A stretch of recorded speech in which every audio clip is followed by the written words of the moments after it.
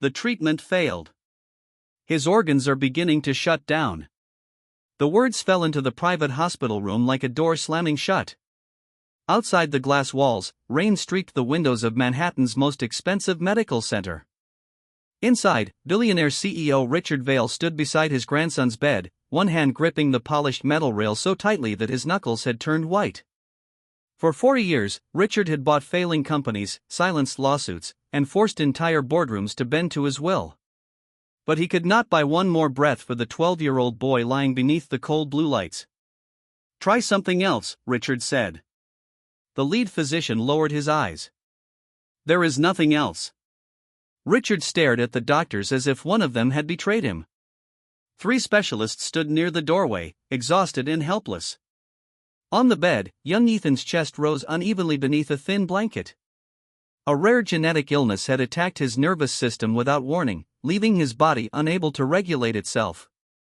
Richard's daughter, Vanessa, sat in the corner with both hands pressed over her mouth, trying not to cry loudly enough for her son to hear. Then the door opened. A woman in a faded gray coat stepped into the room.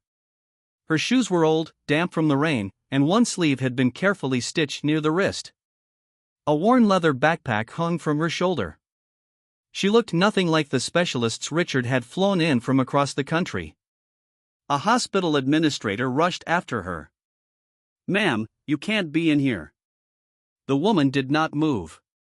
She was perhaps 30 years old, with tired eyes and a pale scar disappearing beneath the left side of her jaw. Her right hand trembled slightly as she reached into her backpack and pulled out an old children's book with a cracked blue cover. Richard's gaze hardened. "Get her out." 2 security guards appeared behind the administrator. But the woman was not looking at Richard. She was watching Ethan. Not his monitors. Not the machines. The boy himself. His fingers twitched beneath the blanket in a strange rhythm. 3 small movements, a pause, then 2 more. The woman's expression changed. She stepped closer. "1 minute," she said quietly. "That's all I need." The lead physician shook his head. "This child is critically ill. We don't have time for theories." The woman placed the old blue book on the table beside Ethan's bed. Its cover showed a small bird flying above a storm. Then she leaned down and whispered something near the boy's ear. Ethan's eyelids fluttered. For the first time in 6 hours, his trembling stopped. Every person in the room went silent. Richard slowly released the bed rail. "Who are you?" The woman straightened. Her hand was still shaking, but her voice was steady. "My name is Dr. Clara Morgan. I study children everyone else has given up on." Richard looked at her cheap coat, her worn shoes, and the old book beside his grandson. He had no idea that 20 years earlier, that same book had belonged to the sick little daughter he had abandoned. Clara opened Ethan's medical file, studied one page, and looked directly at the doctors. "You've been treating the disease," she said. "But the disease isn't what's killing him." Clara Morgan had learned very young that silence could be louder than screaming. 20 years earlier, she had been a thin 8-year-old girl sitting alone in the back seat of a black town car, clutching the same blue book against her chest. Her skin had been pale, her breathing shallow, and a faint tremor had already begun in her right hand. Her father, Richard Vail, sat beside her without touching her. He was younger then, but already powerful enough to frighten doctors, lawyers, and investors. His company was preparing for its largest public offering, and every newspaper wanted photographs of the brilliant businessman with the perfect family. Clara did not fit the picture. Her illness was rare, poorly understood, and unpredictable. Some days she could walk normally. Other days, her legs failed beneath her. Her mother had died months earlier, leaving Richard alone with a child whose condition no amount of money seemed able to fix. At the entrance of a private care facility outside Boston, Richard finally spoke. "They can help you here." Clara looked through the rain-streaked window at the gray building. "When are you coming back?" He stared straight ahead. "Soon." It was the first promise he broke. Weeks became months. Months became years. Richard paid every bill, but he never visited. He sent assistants with clothes on birthdays and signed cards written by secretaries. When Clara's condition worsened, the facility moved her into long-term care. Most people there saw a fragile child. One nurse saw something else. Her name was Evelyn Morgan, a widow with tired eyes and a voice soft enough to calm frightened patients. She noticed that Clara remembered every medication schedule, every change in her own symptoms, and every question the doctors ignored. One winter evening, Evelyn found her reading an old medical textbook far above her age level. "You understand any of that?" she asked. Clara nodded. "Not all of it. But I understand what they missed." Evelyn sat beside her. "Then don't stop looking." That simple sentence became the foundation of Clara's life. Evelyn eventually became her legal guardian. She gave Clara her last name, a small bedroom above a laundromat, and something Richard's money had never provided, the certainty that she was wanted. They lived modestly. Clara wore donated clothes, studied at a scratched kitchen table, and learned to control the tremors in her hand by turning pages slowly and deliberately. The blue book was always nearby. It had been the last thing her mother gave her. Inside the front cover, in faded handwriting, were 7 words. "When the storm comes, watch the smallest bird." Clara never fully understood the message as a child. But over time, it became a way of seeing the world. While others watched the loudest symptoms, she watched the smallest movements. While specialists trusted machines, she listened to patients. Scholarships carried her through college and medical school. Years of research made her one of the few physicians specializing in rare pediatric neurological disorders. Yet she never used the name Vale. And Richard never knew what became of the daughter he had erased from his life. Now, inside Ethan's hospital room, Clara stood beneath the cold ceiling lights, studying the boy's twitching fingers. The doctors were watching the monitor. Clara was watching the smallest bird in the storm. She turned to the lead physician. "Tell me exactly when the tremors changed." The doctor frowned. "Why does that matter?" Clara looked at Ethan, then at the old blue book beside him. "Because he isn't getting weaker," she said. "He's trying to warn us." The lead physician, Dr. Harold Bennett, stared at Clara as if she had insulted the entire room. For nearly 30 years, his name had carried weight in every major hospital on the East Coast. He had written papers, led conferences, and advised families whose last names appeared on buildings. Clara, in her faded coat and rain-wet shoes, looked to him like an intruder who had wandered into the wrong room. "The boy is barely conscious," Bennett said. "He isn't warning anyone." Clara did not answer immediately. She stood beside Ethan and watched his right hand. 3 faint movements. A pause. 2 movements. Then his thumb pressed weakly against his palm. The rhythm repeated. Richard moved closer. "What does it mean?" "I don't know yet." Bennett gave a humorless laugh. "Then you have no reason to be here." He turned toward the administrator. "Remove her before she interferes with treatment." The 2 security guards stepped forward. Clara calmly reached into her backpack and removed a thin folder. Inside were printed reports, handwritten notes, and copies of research bearing her name. She placed them on the table without looking at Bennett. "I was contacted by one of your residents," she said. She recognized symptoms similar to a case I published last year. Bennett's face tightened. No one had permission to contact an outside physician. A young resident near the wall lowered her eyes.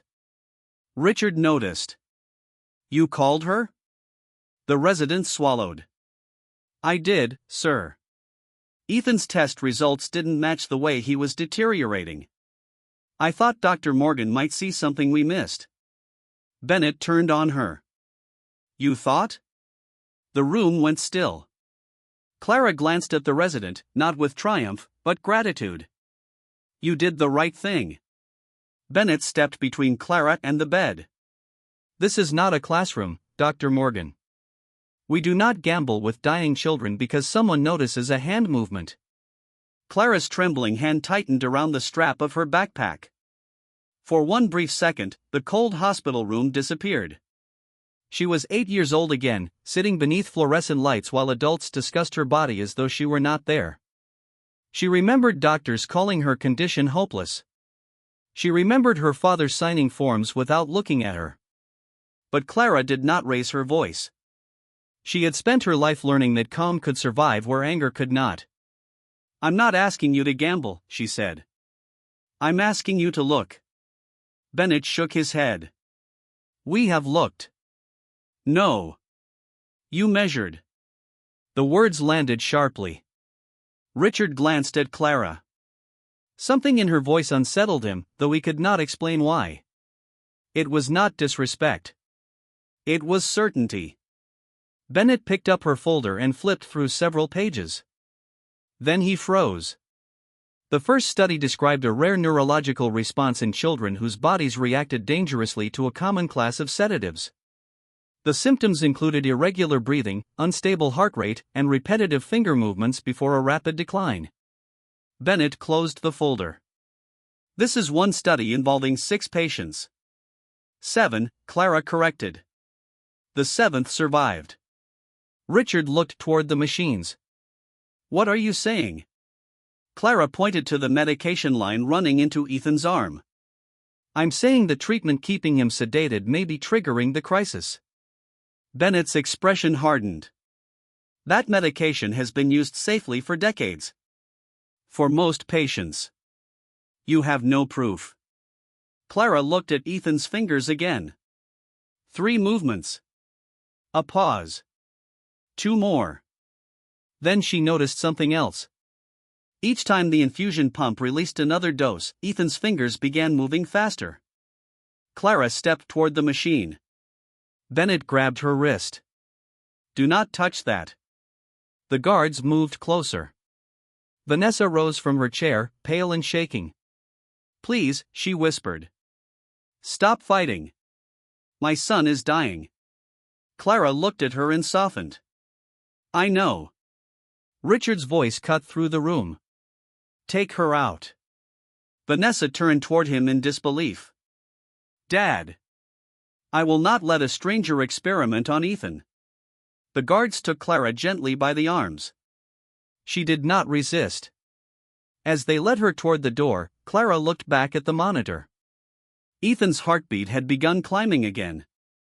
Then his hand slipped from beneath the blanket. His fingers formed the same pattern. 3 movements. A pause. 2. Clara stopped walking. Her eyes moved from Ethan's hand to the infusion pump, then to the blue book on the table. The cracked cover had fallen open.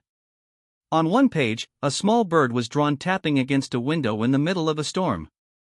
Clara suddenly understood. She turned toward the room. "He isn't counting," she said. "He's matching the machine." At that exact moment, an alarm began to scream. The alarm tore through the room. Ethan's heart rate surged across the monitor in violent red peaks. His body stiffened beneath the blanket, and the infusion pump released another measured dose with a soft mechanical click. 3 flashes. A pause. 2 more. Clara twisted free from the security guard's loosened grip and pointed at the machine. "That pattern," she said. "Every time the pump cycles, his fingers answer." Dr. Bennett rushed toward the bed. "Prepare emergency support." Nurses moved at once. One reached for the oxygen controls while another checked Ethan's pulse. Vanessa stood frozen near the wall, her face drained of color. Richard watched the room fill with motion, but no one seemed to be stopping what Clara had identified. The pump clicked again. Ethan's fingers jerked. Clara's voice sharpened. "Turn off the infusion." Bennett looked at her. "We cannot abruptly change his medication based on a gesture." "It isn't a gesture. His nervous system is reacting to every dose." Another alarm joined the first. Ethan's oxygen level began to fall. Vanessa crossed the room and grabbed Bennett's sleeve. "Will the next dose hurt him?" Bennett did not answer. That silence was enough. Richard looked from his grandson to Clara. For the first time that night, the certainty in his face disappeared. "What happens if you're wrong?" he asked. Clara met his eyes. "He may die." Richard's jaw tightened. "And if you're right?" "He may still have a chance." The room seemed to contract around those words. Richard had spent his life demanding guarantees. He had abandoned anything uncertain, anything fragile, anything that threatened the clean image of control he had built around himself. But there was no guarantee left. Only a woman in an old coat noticing what the best doctors in the building had missed. Richard turned to Bennett. "Stop the pump." Bennett hesitated. "Mr. Vale." "Stop it." A nurse disconnected the infusion. For several seconds, nothing changed. The monitor continued screaming. Ethan's body remained rigid, his breathing shallow and broken. Bennett looked toward Clara. "You've made your point. Now let us work." Clara ignored him. She stood beside Ethan and watched his eyes. Beneath the flickering lids, there was still movement. She remembered her own childhood episodes, the terror of hearing people speak while being unable to answer. She picked up the blue book and opened it near his face. On the page, the small bird flew through black clouds toward a narrow beam of light. Clara leaned close. "Ethan, you don't have to move your whole hand," she whispered. "Just one finger if you can hear me." Nothing happened. Vanessa began to sob. Then Ethan's index finger lifted slightly from the sheet. The young resident gasped. Clara turned quickly. "He's conscious inside the episode. Check whether his body is fighting the sedation, not the illness." The resident pulled up the medication timeline. Her eyes moved rapidly across the screen. His worst crashes happened within minutes of each increased dose. Bennett stepped closer. "That could be coincidence." Clara shook her head.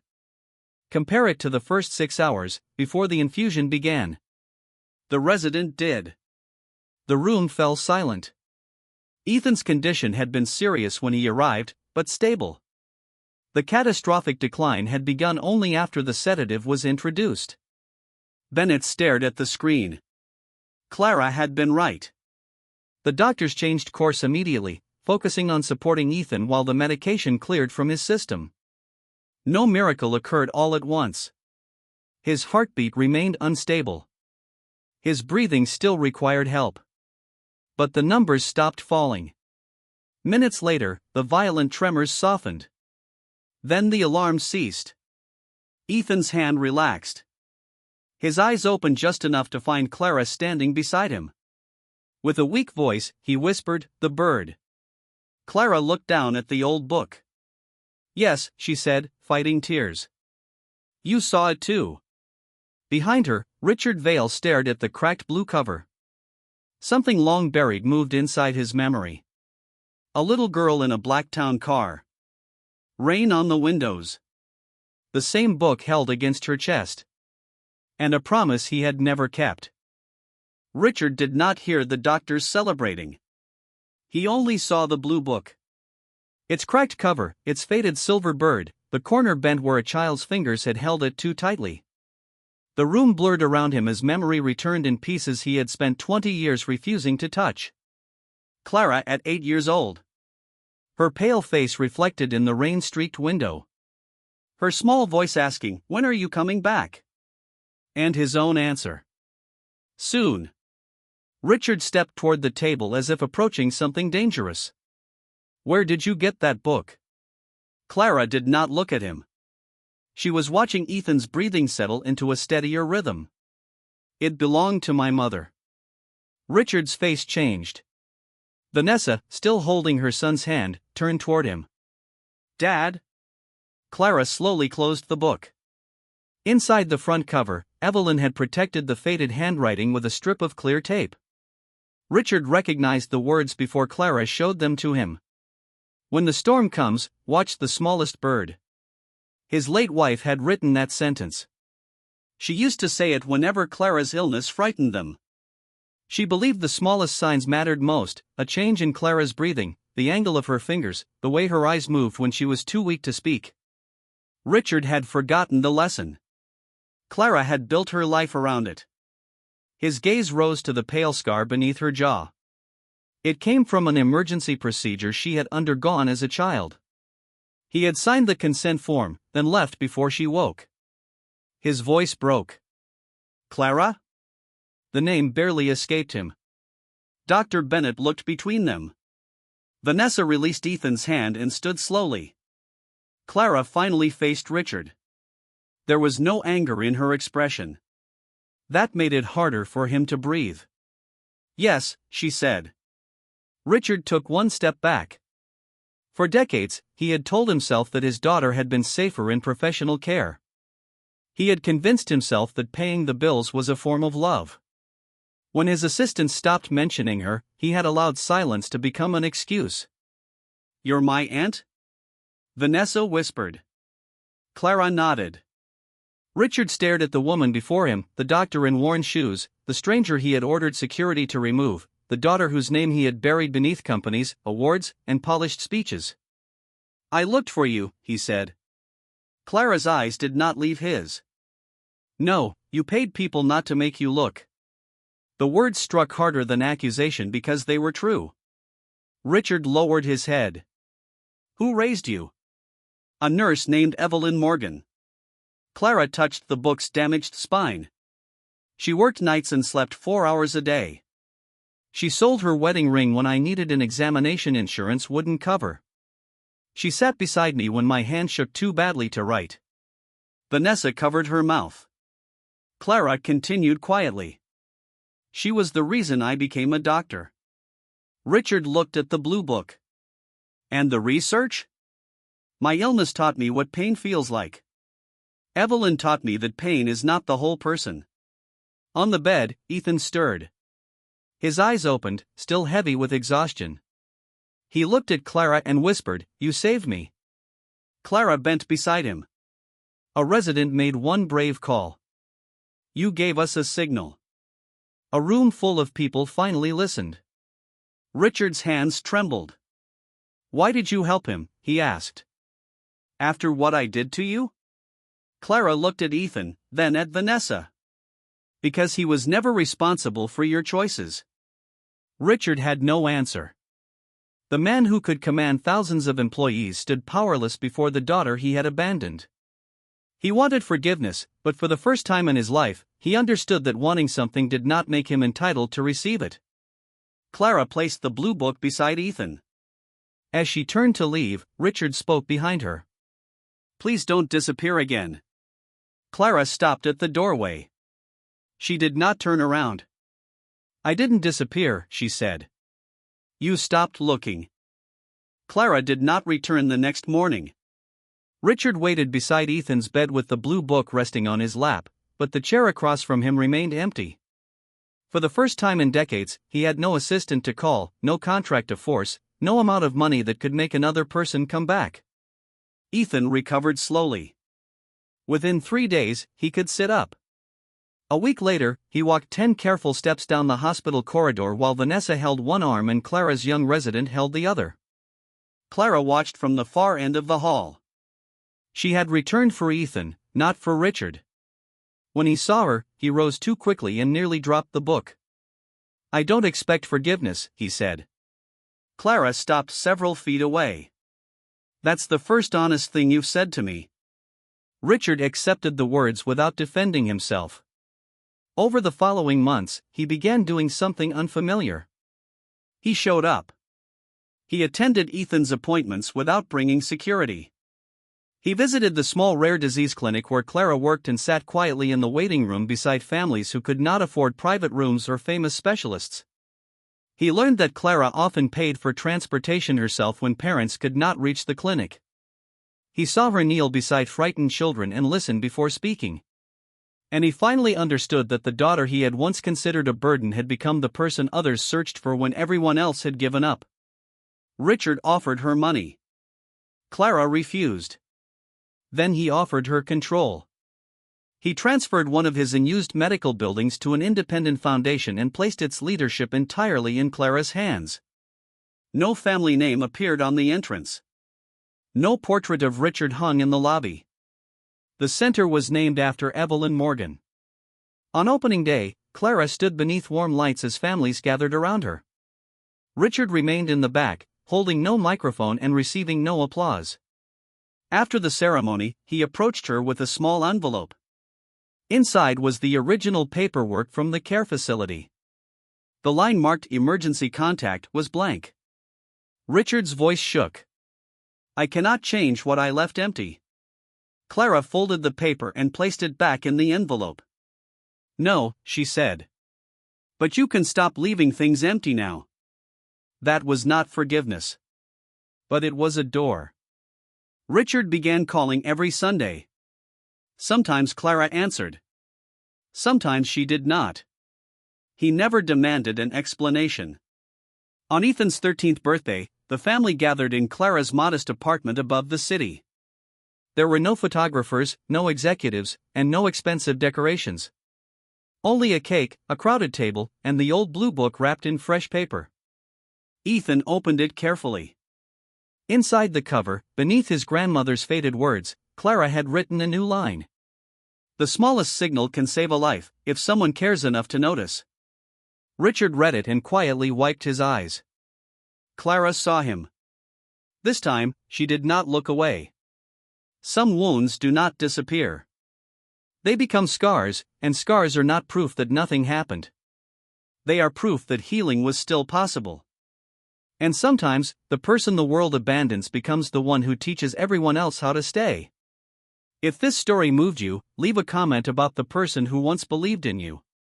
Like, share, and subscribe for more stories that remind us never to overlook the quietest heart in the room.